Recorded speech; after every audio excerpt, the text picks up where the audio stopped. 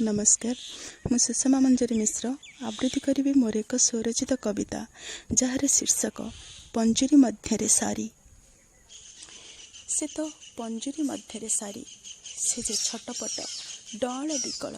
अजस्र दुख कोहभार नहीं तार चिन्हा लोह पंजुरी रे अथय आकुल से केवल जपु थाए ताकू शिखा जाइथिबा भाषा सबू।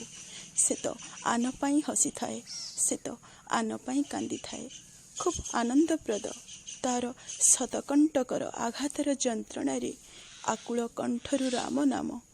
ए जे पवित्र नाम एकमात्र मुक्तिपथ ता पाई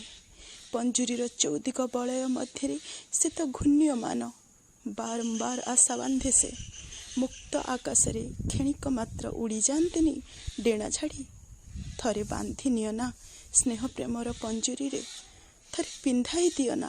ता पादरे प्रेमर पाउंजी मुक्त आकाशर नीलिमा को भी बुली चाहिबनी से ता आखिर टोपा टोपा लुह लवण को पी